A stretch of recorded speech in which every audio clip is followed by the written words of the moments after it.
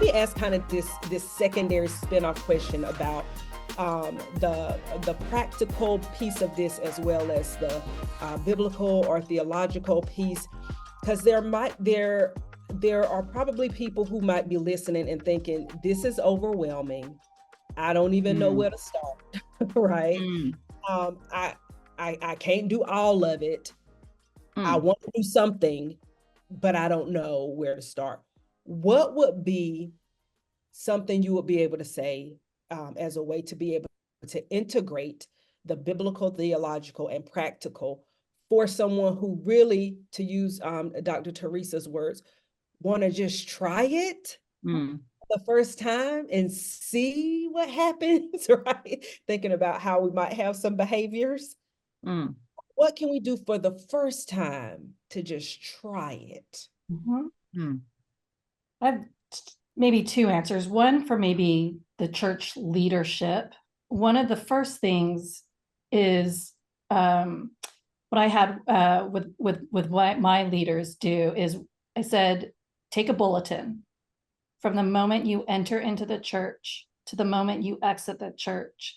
I want you to observe what made you feel welcomed, drew you in, what drew you out, what did you notice drew other people in and drew other people out. Did you notice some obstacles, that people had that you didn't notice before, whether that was physical or emotional or behavioral or whatever? And just to mark those observations, because sometimes that'll give you a hint of maybe the first thing that you should try to address.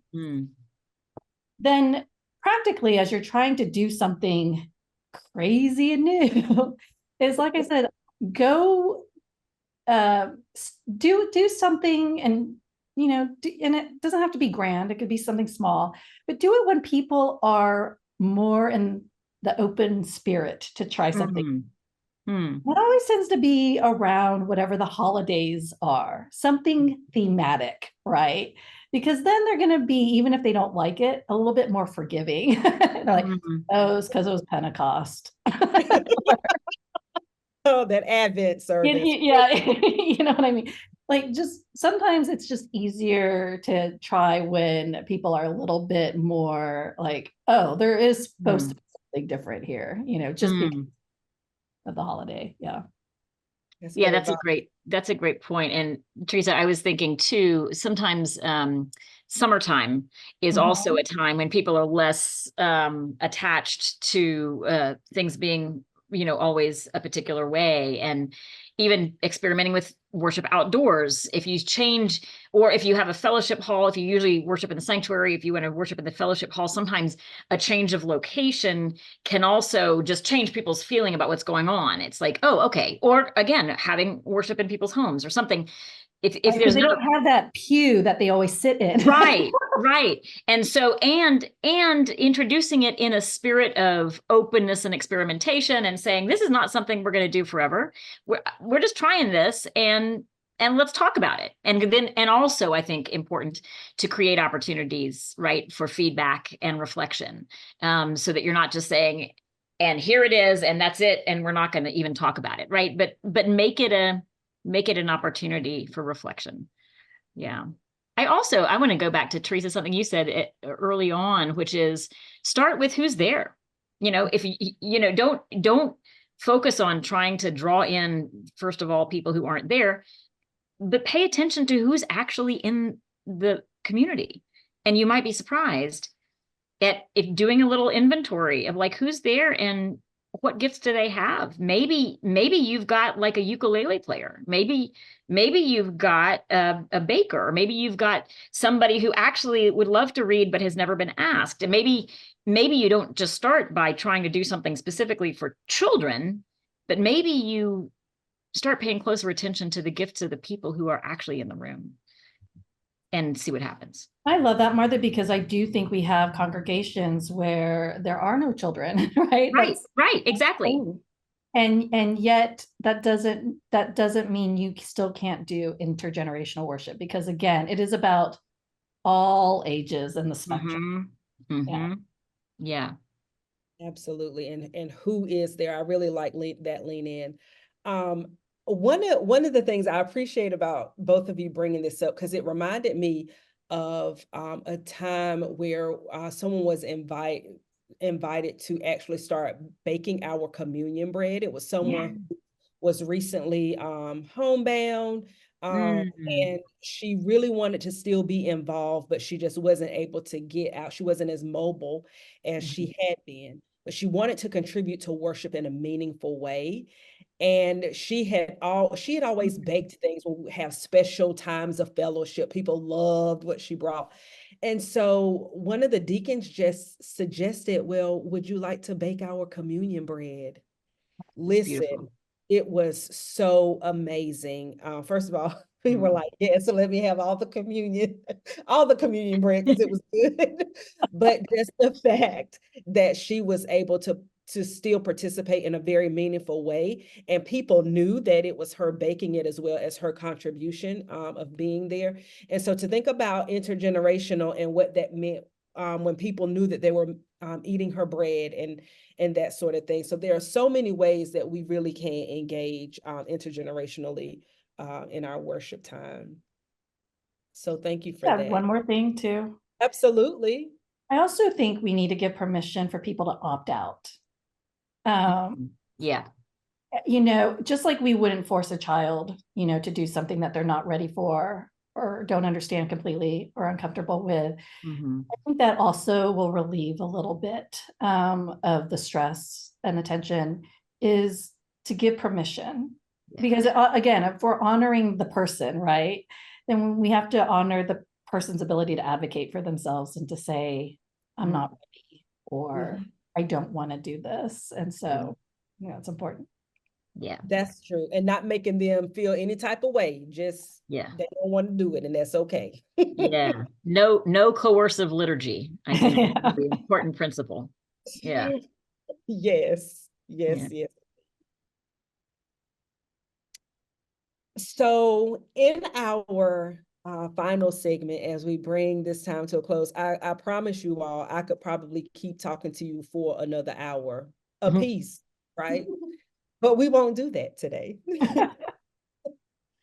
um, in our churches, it is very common for us to send people off with some sort of blessing or Mm. good news, a word for the week, as my pastor used to call it. Mm. Um, but it's a blessing for people as they depart the space. I want each of you to offer us a blessing as we embark on our journey to create more intentionally intergenerational participation in our worship spaces.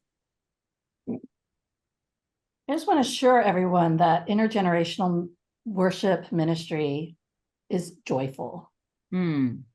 It can be difficult, but it is joyful.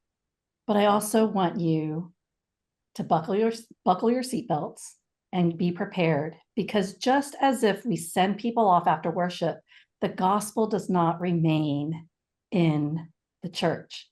Mm. We're being sent out. And so one of the reasons why I'm so involved in affordable housing and immigration justice is because it started with intergenerational worship. When your people can't afford to live, when Mm. they're struggling to eat, when they are worried about, refugees who are coming in here for sanctuary, that's where the gospel leads you. So Mm. buckle your seatbelts, because it goes beyond worship. This affects your entire church. It affects what you end up doing. It affects what you care about and how you love your neighbor. So that's Mm. joyful ministry. Yeah, it's beautiful. Ooh. Mm. Well, for my blessing, I brought a children's book that I thought I would share. I don't know if anybody knows this. Make Meatballs Sing.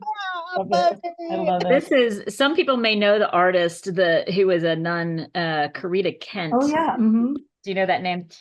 This is a fabulous book. If you don't know it, it's a beautiful book, fabulous book about her life. She was an artist and an art teacher and a nun and an activist in the 1960s and 70s.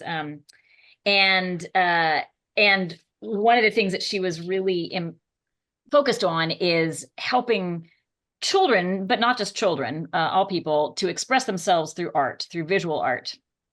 And she was convinced that everybody could do art, and that she was really committed to helping people to see the holy, the sacred in the ordinary things.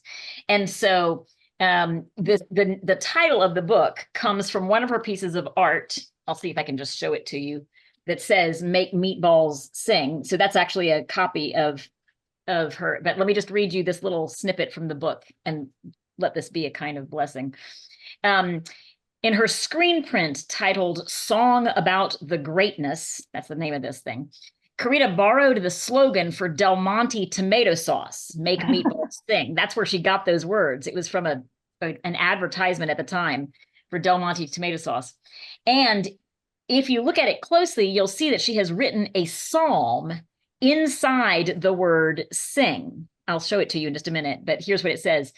It's part of a psalm. "Let the ocean thunder with all its waves, the world and all who dwell there. The rivers clap their hands, the mountains shout together with joy."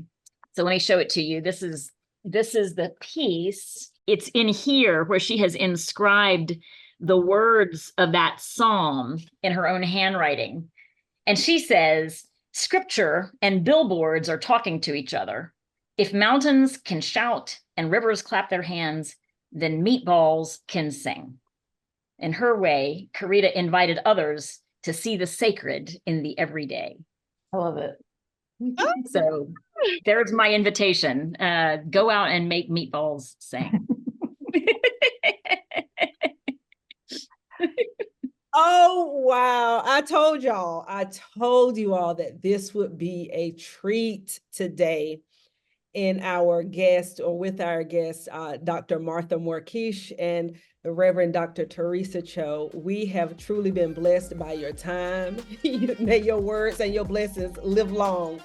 Thank you so much for coming and being with us on the Wonder of Worship podcast. We look forward to seeing you more and hearing from you more in the future.